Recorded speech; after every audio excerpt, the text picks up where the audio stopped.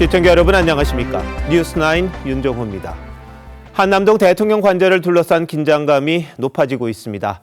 두 차례 소환에 응하지 않았던 박종준 경호처장이 오늘 아침 사표를 내고 전격적으로 경찰청 국가수사본부에 자진 출석했습니다.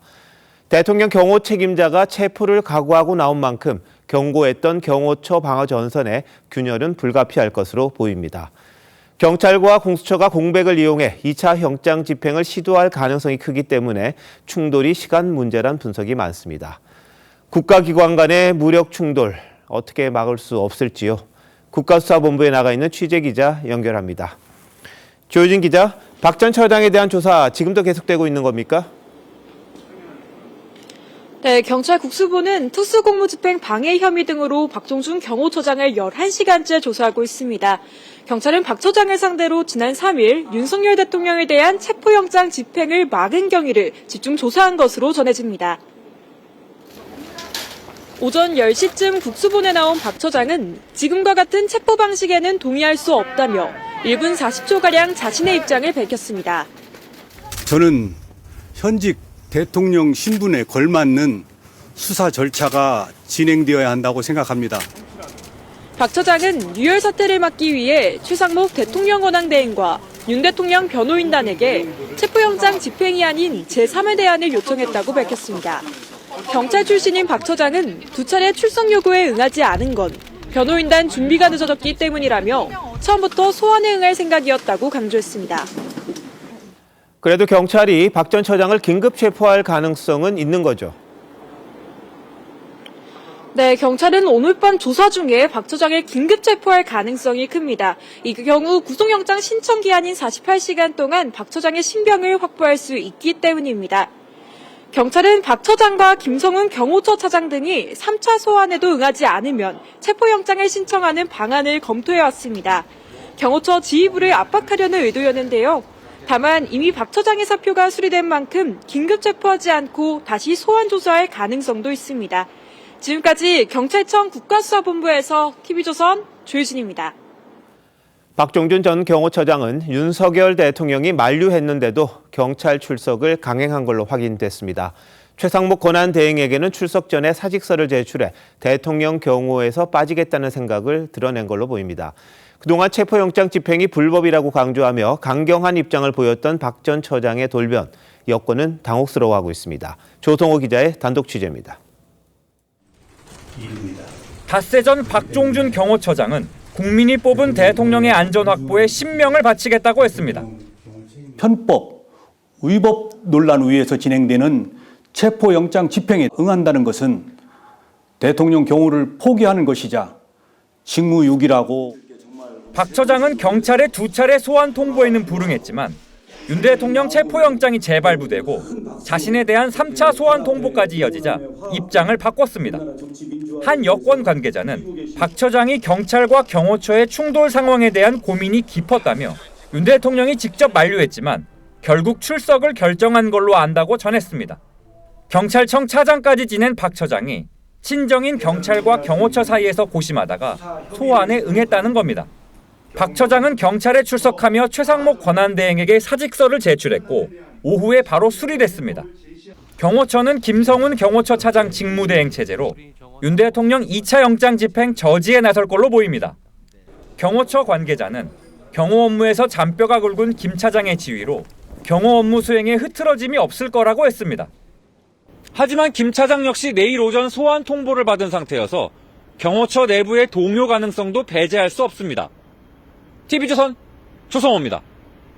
상황이 급변하면서 공수처도 바빠지고 있습니다. 과천 공수처에 나가 있는 윤재민 기자 연결합니다. 윤 기자, 두 번째 체포 시도는 언제쯤 할 걸로 보입니까? 네, 임박하긴 했지만 아직 최종 결론이 내려진 건 아닙니다. 금요일 밤 9시가 넘어가고 있는 지금 이 시각에도 공수처 사무실 곳곳엔 불이 환하게 켜져 있지만 당장 내일 영장 집행에 나설 가능성은 낮은 걸로 알려졌습니다. 지난 3일 첫 체포 실패로 수사 역량에 대한 비판이 커진 상황이라 공수처는 2차 시도에 조직의 명운을 걸고 있습니다. 공수처는 1차 영장 집행을 막아섰던 박종준 경호처장이 물러난 만큼 경호처의 저항이 시간이 갈수록 약해질 걸로 전망하는 분위기입니다. 다만 상황이 길어지면 예상 못한 변수가 생길 수 있기 때문에 다음 주 초쯤 집행에 나설 거란 관측이 나옵니다. 공수처는 경찰과 체포영장 집행 방안을 수시로 조율하고 있는데 1차 때와는 달리 이번엔 경찰이 작전을 주도하고 있는 것으로 알려졌습니다. 앞서 부장검사들만 현장에 나갔던 것과 달리 공수처는 이번에 오동훈 공수처장이나 차장이 직접 한남동 관저에 들어가 체포영장을 집행하는 방안도 논의 중인 것으로 알려졌습니다. 지금까지 공수처에서 TV조선 윤재민입니다. 경찰도 바쁘게 움직였습니다. 체포영장을 사실상 집행해야 할 경찰은 수도권 형사기동대장들을 소집해 작전회의를 열었습니다. 대규모 인원을 동원해 경호처의 저항 의지를 아예 꺾겠다는 건데 어떤 전술을 짜고 있는지 신유만 기자가 보도합니다. 경찰청 국가수사본부는 오늘 오후 서울과 인천, 경기 남북부 등 수도권 4곳 광역수사단 간부들을 소집했습니다. 형사기동대를 포함해 마약수사대, 반부패수사대 등을 지휘하는 간부 수십 명이 한자리에 모인 겁니다. 이들은 차벽과 철조망 등으로 요새화된 관저에 진입하기 위한 동선을 점검하고 영장 집행을 저지하는 경호처 직원을 체포, 연행하는 등의 역할 분담을 논의한 것으로 전해졌습니다.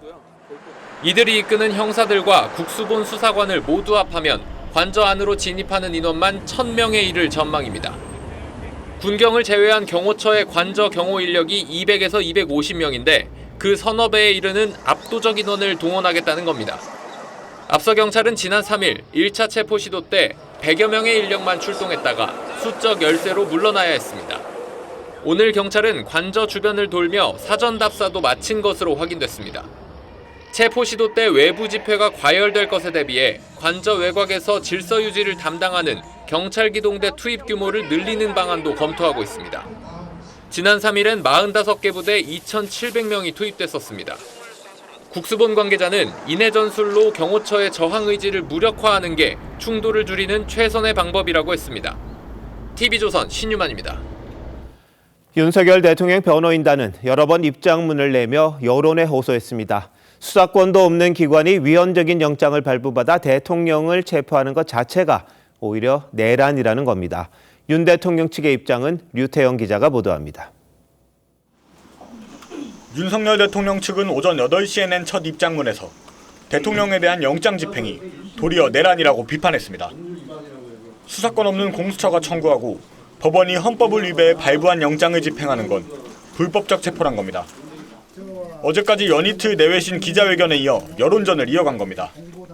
일방적으로 불법을 자행하면서 꼭 체포영장을 집행하겠다는 것은 저는 내란이라고 봅니다. 그것이야말로 내란이다. 윤 대통령 측은 대통령의 권한 행사는 절대적 면책 대상이 된다는 미 연방대법원의 트럼프 판결을 인용했습니다. 2021년 의사당 난입 사건으로 기소됐지만 지난해 면책 특권을 인정받은 트럼프 미 대통령 당선인처럼 윤 대통령에게도 형사 책임을 물을 수 없다는 겁니다. 국정의 여러 가지 어려움, 그다음 위기 상황을 대통령께서는 국민들한테 계엄이라는 대통령의 권한을 통해서 알리고 싶으셨던 겁니다. 윤 대통령 측은 박종준 경호처장이 경찰에 출석한 직후인 10시쯤 두 번째 입장문을 내고 경호처 지휘부를 붕괴시키려는 불법적 시도라고 반발했습니다. 오후 4시쯤엔 국방부도 체포영장 집행 저지에 나서야 한다고 촉구했습니다. TV조선 류태영입니다. 최상목 대통령 권한대행은 윤 대통령 체포영장 집행을 둘러싼 공수처와 경호처의 갈등을 풀기 어렵다며 여야 합의로 특검법을 통과시켜 충돌을 막아달라고 요구했습니다. 수사권 논란을 해결할 사실상 유일한 방법이란 건데 야당은 시간 끌기라고 일축했습니다. 정민진 기자입니다. 최상목 권한대행은 현직 국가원수에 대한 체포영장 집행을 놓고 공수처와 경호처가 대립하는 초유의 상황에 국민이 불안과 고통을 겪고 있다며 마음 아프게 생각한다고 했습니다. 그러면서 현행 법률 체계 안에서는 갈등의 출구를 뚫기 어렵다고 했습니다. 양기간 어느 쪽에도 힘을 싣지 않는 불개입 원칙을 재확인한 겁니다. 최 대행은 대신 대립을 해소하기 위해 여야 합의로 위헌적인 요소가 없는 특검법을 마련해달라고 호소했습니다.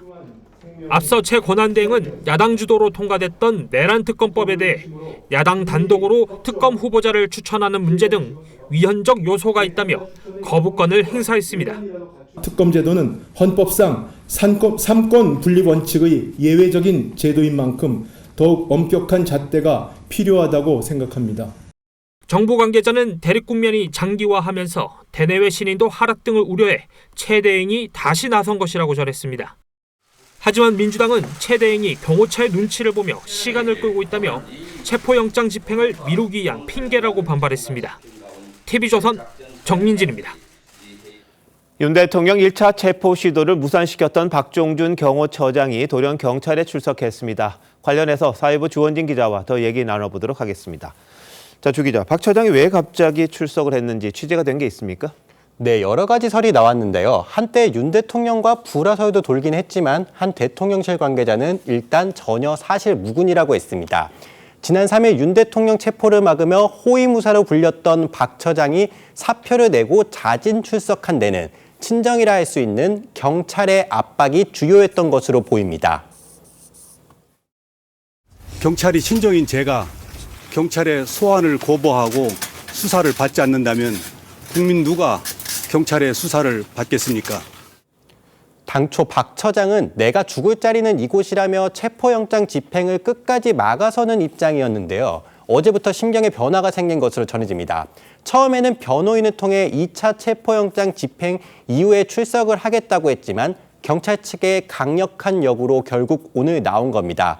경찰이 지난 주말 경호처장 지휘를 받는 경찰 101, 200의 경비단장, 22 경호대장들을 전부 소환 조사하며 압박에 나선 것도 박 처장에게 큰 부담으로 적용한 것으로 보입니다. 자, 이렇게 되면 2차 체포영장 집행 때는 경호처의 수장 지금 사라졌잖아요. 사표가 수리가 됐으니까 경호처가 대응을 할 수 있을까요? 네, 김성원 경호처장과 이광우 본부장 등도 경찰의 출석 요구를 받았지만 모두 자리를 지키고 있습니다. 김 차장과 이 본부장 등은 경찰 출신인 박 처장과는 달리 경호처에서 수십 년간 잔뼈가 굵은 사람들인데요. 방금 전 단독 보도해드린 대로 대통령 경호가 조직의 명운과 직결된다는 생각으로 체포영장 집행을 막아설 가능성이 높아 보입니다. 경찰 역시 이들이 강경파라며 협상이 불가능한 것으로 보고 있는데요. 윤 대통령 변호인단도 박 처장이 경찰 조사를 받으면 김 차장이 직무를 대행한다며 김 차장에게 체포를 막아달라는 주문을 했습니다. 다만 일부 MG 경호원들 사이에 언제까지 법원에 발부된 영장 집행을 막아야 하냐는 불만도 나오는 것으로 전해집니다. 네, 아까 윤재민 기자도 이야기했습니다만 2차 체포영장 집행 언제쯤 될 걸로 예상들을 하죠? 네, 이번 체포영장은 기한이 3주 가까이 되는 것으로 전해지는데요. 경찰은 박 처장이 물러나면서 생긴 공백이 경호처 내부 분열로 이어질지 지켜본 뒤에 이르면 다음 주 초 체포에 나설 것으로 보입니다. 네, 근데 윤 대통령 입장에서 상황이 좀 불리해지고 있다 이렇게 느낄 수도 있을 텐데 어떤 선택을 할까요? 네, 윤 대통령 측은 헌법재판소에 체포영장 효력을 정지해달라는 가처분 신청을 냈는데요. 헌재는 오늘 향후 탄핵 심판에서 적법 요건도 주요 쟁점이 될 수 있는 만큼 검토 중이라고 밝혔습니다. 다만 언제 결정이 날지도 모르고 이번 2차 체포 시도는 막기 어려울 수 있다는 관측도 나오는 상황이라 윤 대통령이 내란죄 수사권이 없는 공수처 말고 경찰에 출석할 수도 있다는 전망도 나옵니다. 예, 아무쪼록 충돌이 없어야 할 텐데 주말 또 어떻게 지날지 지켜봐야겠군요. 주 기자 잘 들었습니다.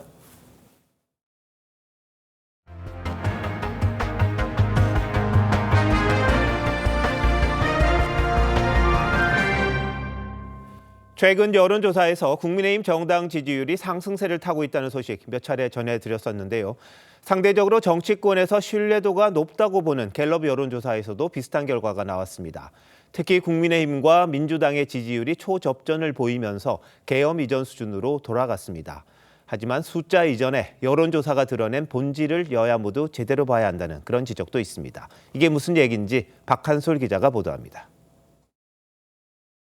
갤럽 여론조사에서 정당 지지율은 국민의힘 34%, 민주당 36%였습니다.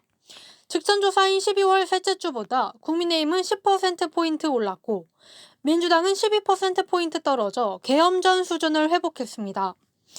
여권에선 민주당의 한덕수 권한대행 탄핵 소추안 강행 처리와 공수처의 윤석열 대통령 체포 압박 등을 원인으로 보고 있습니다. 보수 지지층이 위기감으로 결집했고 국정 안정을 바라는 중도 진보층의 기대감을 떨어뜨린 결과란 겁니다. 한덕수 권한대행에 대한 탄핵, 윤 대통령에 대한 체포 시도, 이 두 가지가 이제 보수층을 자극을 해서 보수층 과표집으로 나타났다. 다만 윤 대통령 탄핵에 대해선 찬성이 64%, 반대가 32%로 조사됐습니다. 중도층 응답자의 경우엔 70%가 탄핵에 찬성했습니다. 차기 대통령 선호도에선 민주당 이재명 대표가 32%로 1위로 나타났습니다. 하지만 당 지지율보다도 4%포인트 낮은 수치라 외연 확장의 한계를 드러냈다는 평가가 나왔습니다.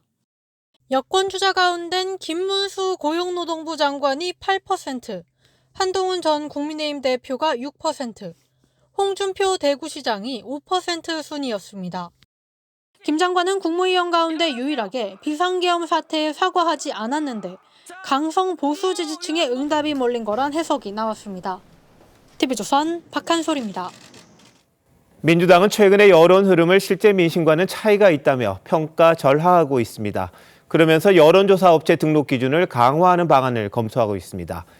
입맛에 맞지 않는 결과가 업체의 문제라고 보는 듯한데 내부적으로는 이제라도 줄탄핵 같은 강공 기조를 자제할 필요가 있다는 자성의 목소리도 나왔습니다. 장세희 기자가 취재했습니다.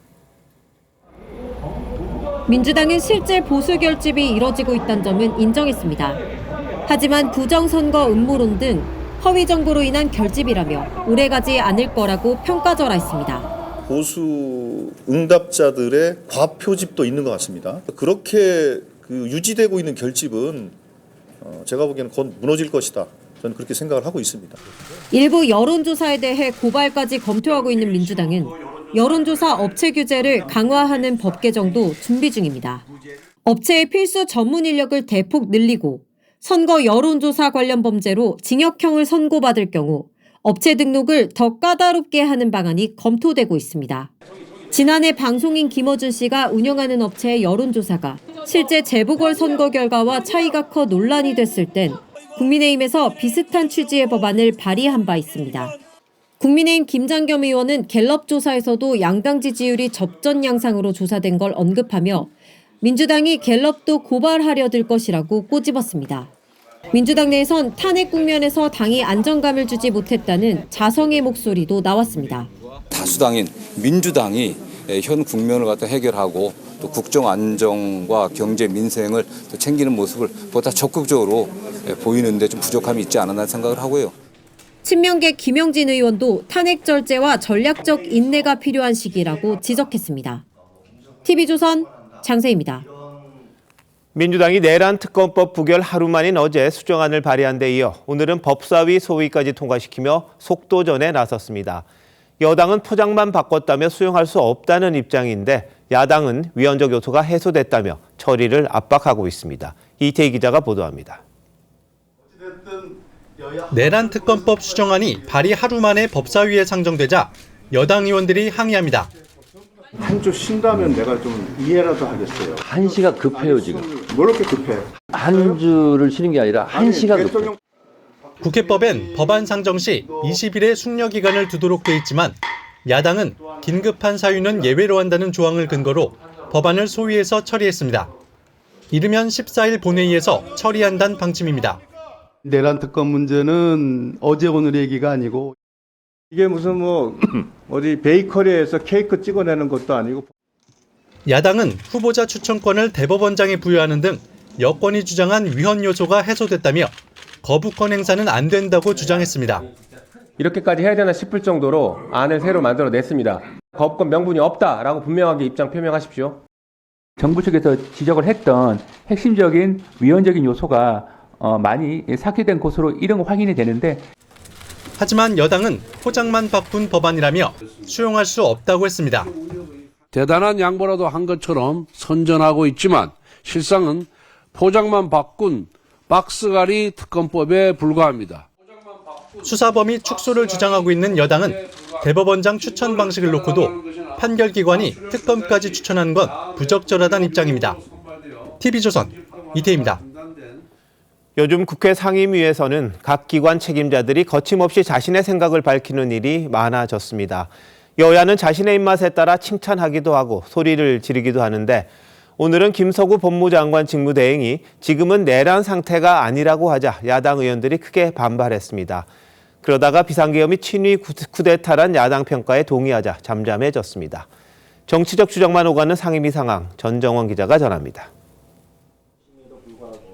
김석우 법무장관 직무대행은 지금이 내란 상태냐는 여당 의원의 질의에 그렇게 생각하지 않는다고 답했습니다. 지금도 내란 상태입니까? 어떻게 생각하세요? 저는 뭐 내란 상태에 있다고 생각하고 있지 않습니다. 야당은 반발했습니다. 저런 식으로 적극적인 답변을 하고 거기에 호응하는 것, 이게 적절한 태도인 것입니까?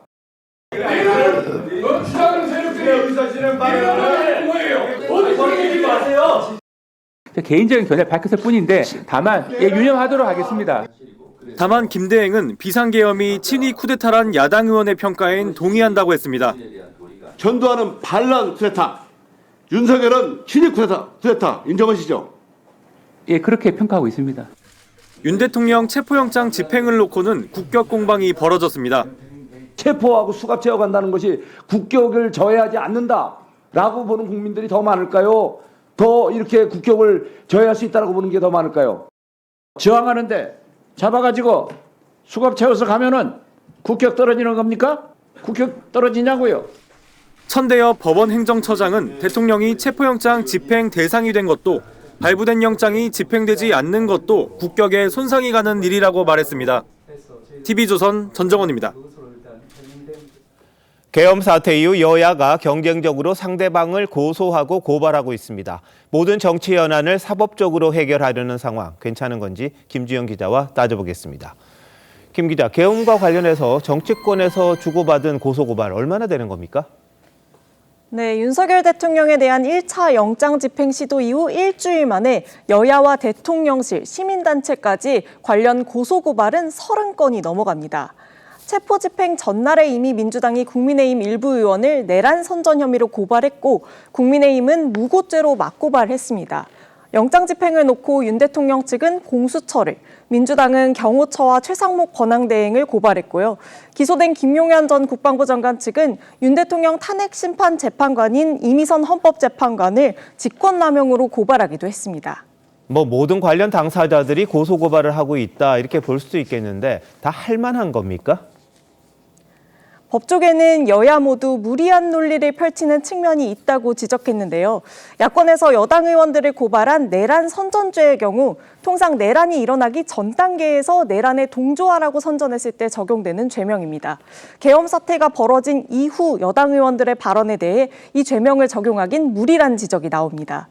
국민의힘은 민주당 이상식 의원이 국수본과 당 사이 메신저 역할을 했다고 올린 SNS 게시물을 토대로 직권남용과 공무상 비밀누설죄 등을 적용해서 고발했는데요. 법조계에선 이 의원이 행안위 소속 의원인데다 명확한 근거가 있는 게 아니라서 법조항 적용이 쉽지 않아 보인다고 지적했습니다. 이렇게 고소고발이 많다 보면 사법 시스템에도 무리가 갈 것 같은데요. 네, 정치권 난타전으로 수사기관과 사법부의 불필요한 업무가 가중된다는 지적이 나옵니다. 고소고발된 건은 범죄 혐의를 충족하는지 수사기관의 판단을 거쳐야 하는데요. 요건에 맞지 않으면 각하 결정을 내리는데 이 과정에서 행정력이 낭비되게 됩니다. 결국은 수사기관이 정당성 여부를 따져봐야 되고 수사를 아주 면밀하게 하지 않고 각하한다 하더라도 결국은 국가 공권력이 엉뚱한 데 낭비되는 결과를 초래하는 거죠. 정치권에서 스스로 좀 정리를 해야 할 것 같은데요. 네, 한국보건사회연구원 설문조사에 따르면 최근 5년간 우리 국민들은 진보와 보수의 정치 갈등이 우리 사회 가장 심각한 갈등이라고 답하고 있습니다. 반면에 사회 갈등을 해결하는 주체로 정부와 국회는 일반 기업보다도 낮은 신뢰도를 얻고 있는데요. 대화와 협치를 해야 될 정치권이 이슈를 사법화하면서 해결을 미루고 있다는 지적이 나옵니다. 정치는 공동체 통합이나 공동체 타협, 협상, 조정을 하는 최종적인 결정 기능을 가지고 있는데 그 기능을 할 수 없는 사법기관에 그걸 미루고 있다. 이게 가장 큰 문제인 것 같습니다. 정치란 게 협상과 타협의 산물인데 이렇게 사법기관에 자신의 역할을 맡기다 보면 정치권 스스로 설 자리가 없어질 것 같기도 합니다. 김 기자, 잘 들었습니다.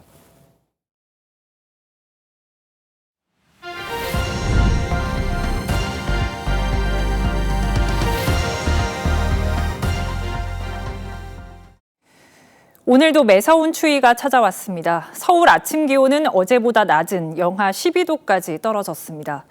영하권으로 잘 떨어지지 않는 부산과 제주도도 꽁꽁 얼었는데 백사장의 파도가 얼음이 될 정도였습니다. 김동현 기자입니다.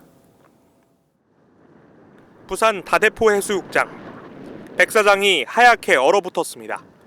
얼음 두께만 5cm가 넘습니다. 파도 친 자리는 마치 남극처럼 살얼음이 가득합니다.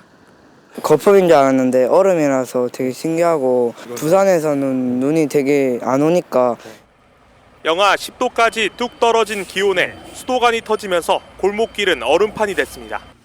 지하실은 물바다입니다. 고층 빌딩에는 대형 고드름이 주렁주렁 달려 소방대원들이 제거에 나섰습니다. 작년 12월 기준으로는 그렇게 출동이 동파 사고는 많지 않았었는데 지금 1월 초가 되면서 지금 계속 출동을 하고 있습니다. 사흘째 몰아친 북극의 차가운 공기는 서울 영하 12도, 부산과 광주 영하 10도, 서귀포 영하 1도 등 전국을 영하로 떨어뜨렸습니다. 서울에서도 고드름 제거와 수도 계량기 동파 출동이 잇따랐습니다.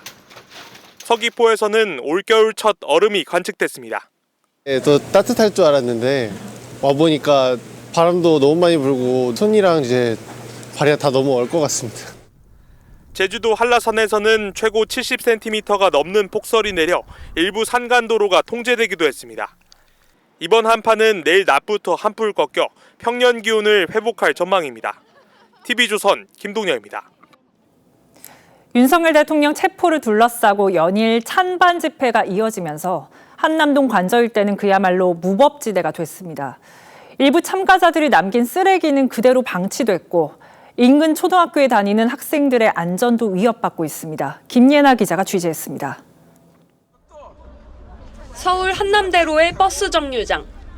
6개 시내버스 노선이 있는 곳인데 집회 인파가 주변 20m가량을 발 디딜 틈 없이 메웠습니다.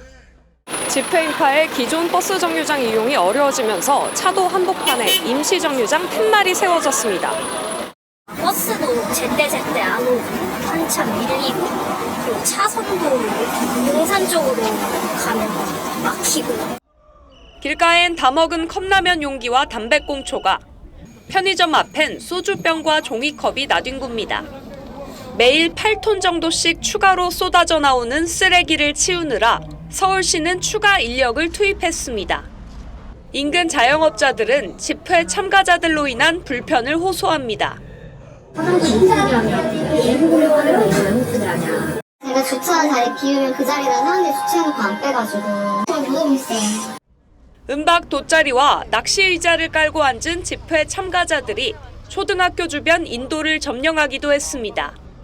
돌봄교실에 아이들을 보내는 학부모들이 불안해하자 경찰과 교육청이 질서 유지선을 세우고 등하교 시간 아이들의 통행을 돕고 있습니다. TV조선 김예나입니다. 정부가 내년도 의대 증원을 제로베이스, 즉 원점에서 협의하겠다고 선언했습니다. 내년도 의대 증원 재검토 메시지는 여러 번 나왔지만 대통령 권한대행을 비롯해 장관들이 총출동의 목소리를 낸 건 이번이 처음입니다. 정부가 사실상 최후의 카드를 내민 건데 이제 공은 의료계로 넘어갔습니다. 송민선 기자입니다. 이주호 사회부총리 겸 교육부 장관과 조기홍 보건복지부 장관이 고개를 숙입니다. 전공의 처단을 언급한 비상계엄 포고령은 정부 방침과 전혀 다르다며 전공의들에게 직접 사과했습니다. 포고령 내용으로 상처를 받은 전공의 분들과 의료진 여러분들께 진심 어린 유감과 위로의 말씀을 드립니다. 내년도 의대 증원도 특정 숫자를 염두에 두지 않겠다며 사실상 백지화를 시사했습니다. 저희가 의대 정원 확대 규모에 대해서 의료계가 참여한다면은 제로 베이스에서 검토한다는 말씀을 드렸습니다. 두 장관은 또 정부가 반성한다, 비판을 감수하겠다는 말들로 전공의 복귀를 호소했습니다. 복귀 전공의들에겐 1년 내 복귀 제한 규정을 적용하지 않는 수련 특례를 추진하고 수련 후 입영이 가능한 입영 특례까지 약속했습니다. 최상목 대통령 권한대행도 의정 갈등을 풀겠다는 강력한 의지를 드러냈습니다. 정부는 의료계가 대화에 참여해 논의해 나간다면 26년 의과대학 정원 확대 규모도 제로 베이스에서 유연하게 협의할 수 있을 것입니다. 입시 절차가 마무리된 올해 의대 증원을 제외한 나머지 쟁점 사항들에 대해 정부가 전폭적으로 물러설 수 있다는 뜻으로 풀이됩니다. 올해 의대 증원도 철회를 주장하는 의료계가 정부의 대타협안을 어떻게 받아들일지 새 의사협회 지도부의 입에 관심이 집중됩니다. TV조선 송미선입니다. 검찰이 명태균 씨와 윤석열 대통령 부부가 나눈 SNS 대화 내용을 확보했습니다. 명 씨가 대선 이후에도 김건희 여사에게 여러 조언을 건네며 지속적으로 소통한 정황이 담겨 있습니다. 이런 내용이 담긴 수사보고서가 유출되자 검찰은 범죄 행위라며 발끈하고 나섰습니다. 이성진 기자입니다. 명태균 씨가 사실상 운영했다고 알려진 여론조사 업체 미래한국연구소입니다. 검찰은 이곳에서 명 씨가 사용했던 PC에서 윤 대통령 부부와 나눈 SNS 메시지 캡처 파일 280개를 최근 찾아냈습니다. 진짜 최고 중요한 것만 까도 한 200장 이상 넘을 건데. 그 가운데는 명 씨가 대통령이 남쪽으로 해외 순방 갈 때 조심하라고 했는데 김건희 여사가 이유를 묻자 안 좋은 꿈을 꿨다는 내용도 있는 것으로 파악됐습니다. 또 이태원 참사 대응과 관련해서는 김 여사가 어찌하면 좋을까요라며 먼저 묻기도 한 것으로 알려졌습니다. 정말 여사가 정말 그거 했었어요. 정말. 왜냐하면 모든 문제를 해결해줬거든. 검찰은 명 씨의 PC나 휴대전화에서 나온 SNS 대화 등이 공소 사실을 뒷받침하는 중요한 증거로 보고 있습니다. 그런데 최근 이런 내용들이 담긴 수사 보고서가 일부 변호인들을 통해 인터넷 언론 등으로 유출된 것으로 의심하고 있습니다. 피의자나 변호인이 방어권 보장을 위해 수사 보고서 열람과 복사를 했는데 소송 목적 외에 사용해서는 안 된다는 형사소송법을 위반했다는 겁니다. 이와 관련해 명 씨 변호를 맡기도 했던 김소연 변호사는 자신의 SNS에 추정되는 변호인들을 모두 고발하겠다고 밝혔습니다. TV조선 이성진입니다. 지난해 중국인들이 미국 항공모함과 국가정보원 건물을 드론으로 촬영해 논란이 된 바 있습니다. 이번엔 제주공항을 드론으로 무단 촬영한 중국인이 붙잡혔습니다. 경찰은 테러나 대공 용의점이 있는지 조사하고 있습니다. 박건우 기자입니다. 제주국제공항입니다. 국가 중요시설 최고 등급이라 반경 9.3km 안에선 허가 없이 드론을 날릴 수 없습니다. 그런데 지난달 31일 낮 공항 불법 드론 탐지 시스템에 이상 신호가 잡혔습니다. 한 중국인 관광객이 도두봉 인근에서 드론을 날린 뒤 활주로와 2km밖에 떨어지지 않은 곳까지 보내 공항을 몰래 촬영했기 때문입니다. 공항 내에 불법 드론 탐지 시스템이 있거든요. 이걸로 탐지해서 경찰로 넘겼다고. 경찰은 해당 중국인을 붙잡아 테러나 대공 용의점이 있는지 조사하고 있습니다. 하지만 대공 용의점이 확인돼도 이 중국인은 최고 사형까지 가능한 간첩죄로는 처벌할 수 없습니다. 현행법상 간첩죄는 적국인 북한에만 적용되기 때문입니다. 일단은 최초에 저희가 검거했을 때 적용한 혐의는 항공안전법 위반입니다. 지난해 6월 부산에선 중국인 3명이 드론으로 미국 항공모함을 촬영하다 적발됐고 지난해 11월에는 중국인이 국정원 청사를 드론으로 무단 촬영하기도 했습니다. 중국인에 의한 국가기밀 유출 우려가 커지자 여야는 지난해 11월 간첩법을 개정하기로 합의했습니다. 하지만 민주당이 악용될 소지가 있다며 다시 제동을 걸고 나서 아직까지 처리되지 못하고 있습니다. TV조선 박건우입니다. 오는 27일이 임시공휴일로 지정되면서 최대 9일까지 황금 연휴를 즐길 수 있게 됐습니다. 여행사엔 긴 연휴를 활용해 해외로 떠나려는 사람들의 문의가 잇따르고 있습니다. 정부 여당이 임시공휴일을 지정한 목적은 국내 소비 진작이었는데 기대한 만큼의 효과를 거두지 못할 거란 관측도 나오고 있습니다. 주재용 기자입니다. 서울의 한 여행사 콜센터. 상담원들이 쉴 새 없이 걸려오는 문의 전화를 받느라 분주합니다. 근데 상품은 달라질 수 있어요. 왜냐면 이게 최소 출발이면 27일 임시공휴일 지정으로 최대 9일간의 황금 연휴가 생기자 해외여행 예약 문의가 쇄도하는 겁니다. 공휴일 지정 이후로 문의도 많아지고요. 연락도 예약 문의도 많아져서 지금 바쁘게 지금 보내고 있습니다. 이 여행사의 경우 설 연휴 기간 해외여행 예약률은 임시공휴일 발표 직후 40% 넘게 늘었습니다. 하지만 자영업자들은 황금 연휴가 그리 달갑지 않습니다. 그때 매출이 막 확 오르거나 그러지 않았고 오히려 거리도 조용할 만큼 사람들이 좀 없어서 사실 공휴일이 많은 거는 저희는 이제 좀 싫죠.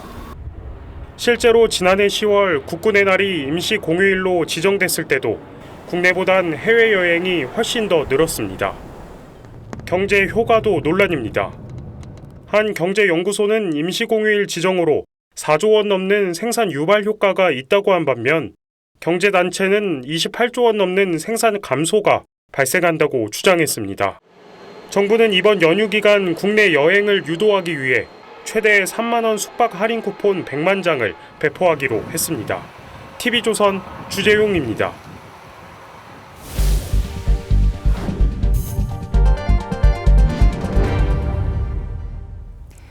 전 세계 기업들이 모인 CES에서 한중일 세 나라의 혁신 기술도 주목받았습니다.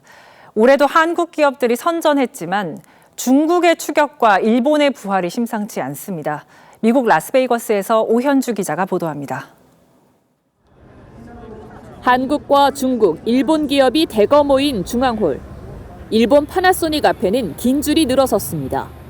내부는 가전제품 대신 태양광 패널, 플라스틱을 쓰지 않은 무선 이어폰 등 친환경 기술들이 메웠습니다. Our commitment to a sustainable planet is unwavering.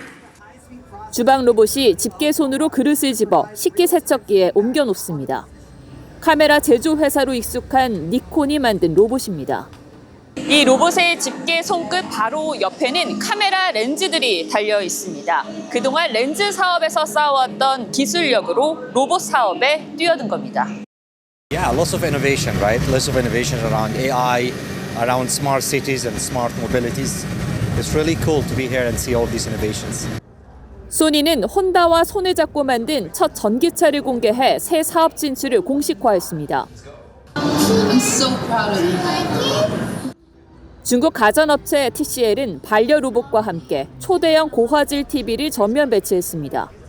하이센스는 AI 가전으로, BOE는 2번 더 늘어내는 차량용 디스플레이로 기술력을 과시했습니다. 그동안은 중국의 위협에 대한 인식 단계였죠. 이제부터는 그 인식을 실제 대응을 위한 실행 단계로 옮겨야 되는 그런 시기가 왔다고 봅니다. 쇠퇴하던 일본의 변신과 급성장한 중국의 기술력 사이에서 한국의 고민이 깊어가고 있습니다. TV조선 오현주입니다.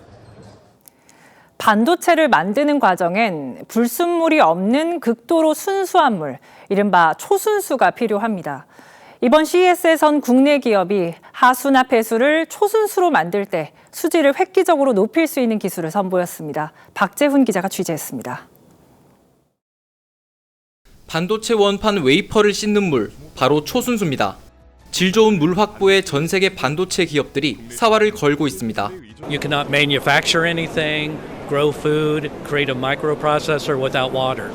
하수나 폐수를 이 같은 초순수로 바꿀 경우 반도체 생산 경쟁력은 획기적으로 높아지게 됩니다.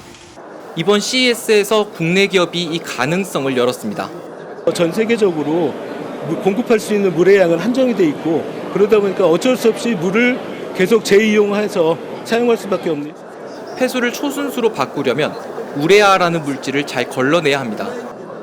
AI를 통해 우레아가 얼마나 걸러졌는지 농도를 자동 측정하는 기술의 단초를 공개했습니다. K물테크에 전 세계는 주목합니다. Feels like a very young company who really innovates and tries to find new solutions to solve many problems to help with water quality and flood and everything. 반도체를 넘어 다양한 물 부족 문제를 해결할 열쇠가 될 거란 기대도 나옵니다. K-Water has a lot to offer.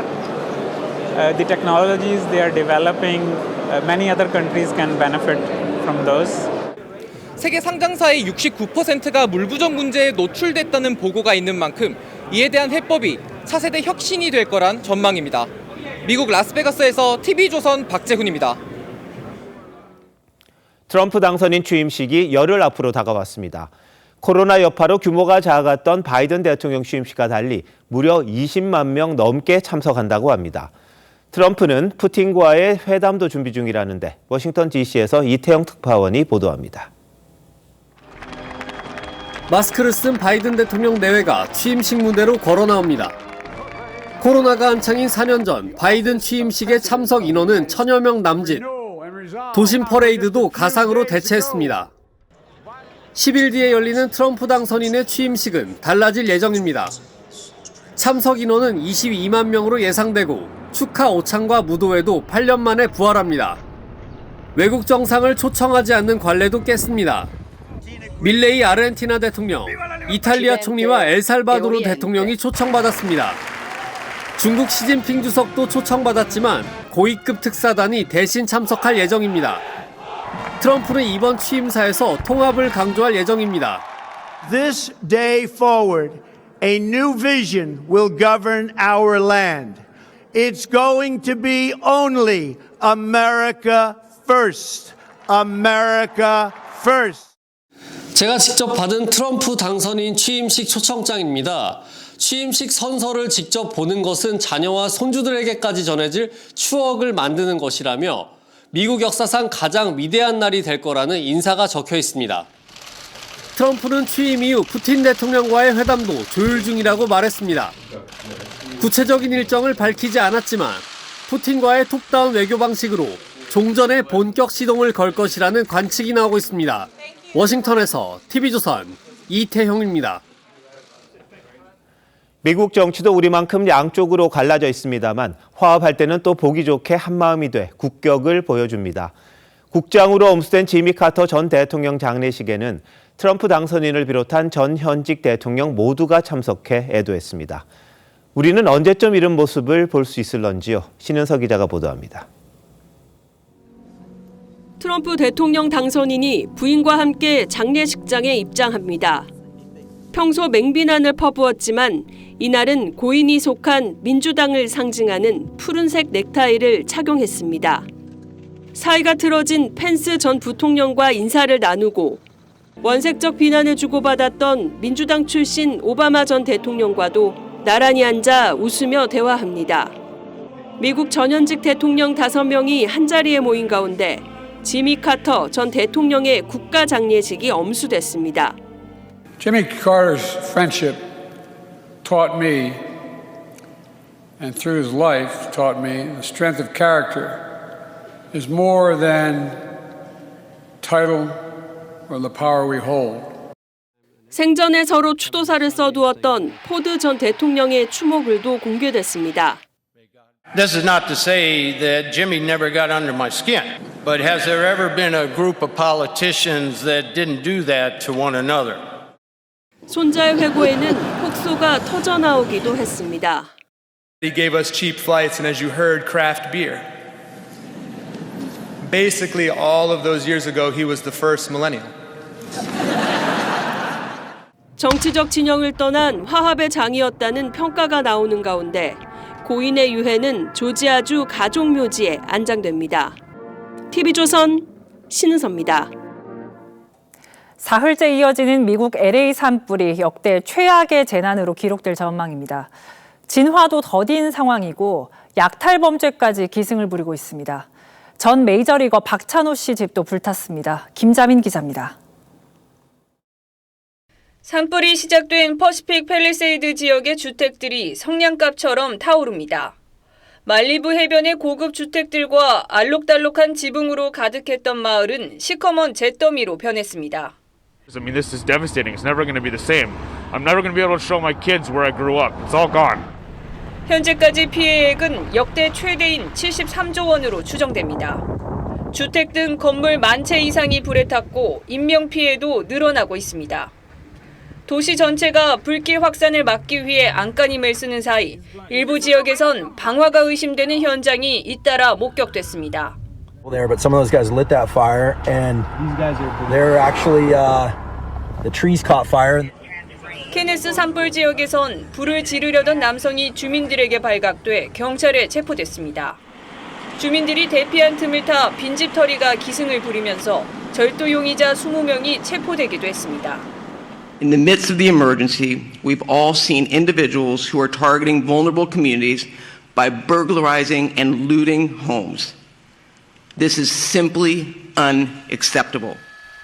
이번 산불로 베버리힐스에 위치한 전 메이저리거 박찬호 씨의 자택도 전소된 것으로 전해졌습니다. 우리 교민들의 피해 규모는 아직 파악되지 않고 있습니다. TV조선 김자민입니다. 오래된 브라운관 TV와 필름 영화, 지지직거리는 LP판 모두 거칠고 정돈되진 않았지만 따뜻한 정감이 있는 아날로그 매체들입니다. 이런 아날로그의 아름다움을 화폭에 담아낸 김영헌 작가의 개인전이 열렸습니다. 박소연 기자가 다녀왔습니다. 동심원을 그리며 퍼져나가는 파장. 흐르던 것이 일순간 끊기고 단절된 것이 다시 이어지며 독특한 리듬을 만들어냅니다. 김영헌 작가가 파장과 진동의 이미지에 매료된 건 아날로그 매체에 대한 향수 때문이었습니다. 매끈한 디지털 매체에서는 TV 브라운관의 왜곡이나 필름 영화의 노이즈 같은 자연스러운 매력을 찾을 수 없었습니다.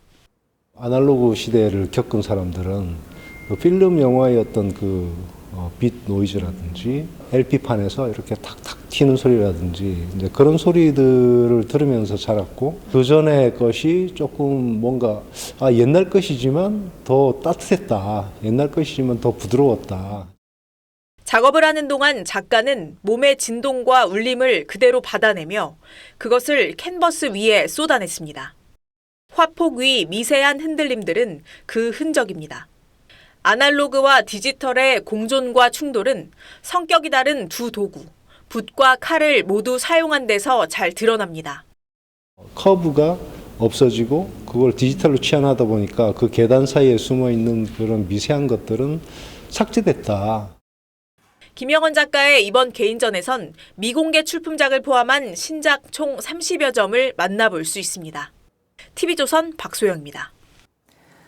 축구협회장 선거가 한 차례 연기된 뒤 잡음이 끊이질 않고 있습니다. 신문선 허정무 후보가 정몽규 후보에게 기울어진 운동장이라며 반발하자 결국 선거 운영위원들이 모두 사퇴했습니다. 선거 일정도 백지화됐습니다. 성민혁 기자입니다. 축구회관 앞에 선 신문선 후보는 작심한 듯 비판을 쏟아냈습니다. 1월 23일을 선거 기일로 공지한 현 선거 운영위원회의 판단은 인정할 수 없습니다. 정몽규 회장의 임기가 선거 이틀 전인 21일에 끝나기 때문에 지금 선거위원 체제로 치르는 건 용납할 수 없다는 겁니다. 법적 조치도 불사하겠다고 했습니다. 가처분은 허정무만 할 수 있는 게 아니잖아요. 중지 처분에 대한 법적 조치와 더불어서 정몽규 후보가 후보 자체가 아니 될 수 있는 후보 자체로서 인정받을 수 없는 한 차례 선거 금지 가처분 신청을 했던 허정무 후보도 공정하지 않다며 연일 목소리를 높입니다. 선거운영위원회에서 선거 일자를 정할 수 있는 권한이 없거든요. 거친 반발에 선거운영위원들은 결국 오늘 모두 사퇴했습니다. 공정하게 일해왔지만 악의적인 비방이 계속된다며 정상적으로 책임을 다하는 게 불가능하다는 판단을 내렸다는 겁니다. 이에 따라 선거 일정도 모두 백지화가 됐습니다. 소모적인 논쟁만 거듭하다 원점에서 모든 일정을 다시 시작해야 합니다. 당장 새로운 선거위원부터 뽑아야 합니다. 행정 공백도 길어질 수밖에 없습니다. TV조선 성민혁입니다.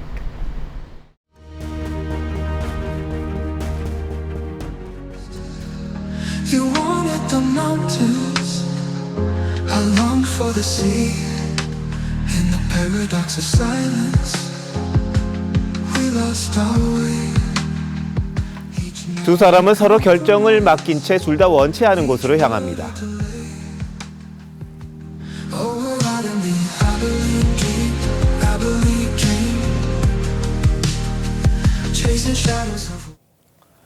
미국의 경영학자 제리 하비가 텍사스에 있는 처가에 갔습니다. 장인이 에빌린에 가서 외식을 하자고 합니다. 85km나 떨어진 곳이고 길은 엉망인데다 차 에어컨도 고장났습니다. 하비와 가족들은 모두 가고 싶어 한다고 생각해 따라 나섭니다. 음식까지 형편없는 고생길을 다녀왔더니 다들 원치 않았답니다. 사공이 많아서가 아니라 사공들이 줏대가 없어서 배가 산으로 가는 경우입니다. 집단 사고에 함몰돼 줄줄이 망하는 길로 나서는 바보들의 행진, 에빌린의 역설입니다. 공수처법 표결 때 금태섭 민주당 의원이 당론과 달리 기권표를 던졌습니다. 민주당은 그를 징계해 탈당의 길로 내몰았습니다. 국민의힘이 바른 말을 쏟아냅니다. 이 민주당에 민주가 없구나라고 하는 그런 좀 충격을 제가 받았습니다. 국회의원의 양심에 대한 징계, 윤미향 비판하면 금태섭 꼴 된다는 협박이라고들 했죠. 두 특검법 재표결에서 찬성표를 던진 김상욱 국민의힘 의원에게 권성동 원내대표가 권유했답니다. 같은 당을 할 수 없는 것이 아니겠냐. 탈당을 진지하게 고려해보라고. 의원은 당론을 존중할 필요가 있지만 반드시 따를 의무는 없습니다. 국회법도 규정합니다. 국민의 대표자로서 소속 정당의 의사에 얽매이지 않고 양심에 따라 투표한다. 국민의힘은 산으로 가면 안 된다는 사공한테서 노를 뺏겠다고 나선 격입니다. 친윤 의원이 청년조직 백골단에 국회 기자회견을 주선하는 어이없는 일도 벌어졌습니다. 백골단이 뭔지 귀에 들어오지도 않았을 겁니다. 에빌린의 역설이 지배하는 획일적 조직이라면 그리 놀랍지도 않은 일입니다. 다른 소리는 아예 꺼내지도 말라는 침묵의 행렬. 나중에 이런 말이나 하지 않았으면 합니다. 이 길이 아닌가 보네. 1월 10일 앵커 칼럼 오늘 배, 산을 오르다였습니다.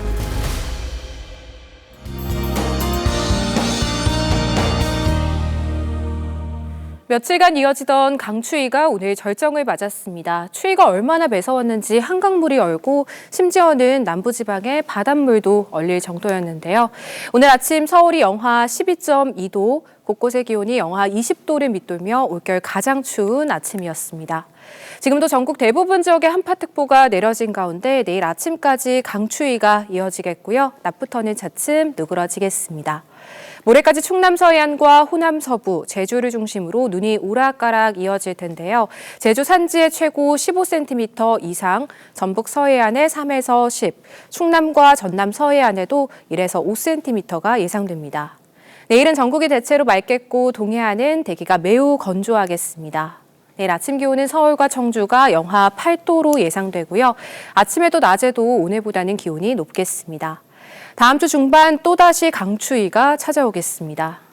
날씨였습니다. 1월 10일 금요일 뉴스9 마칩니다. 시청해주신 여러분 고맙습니다.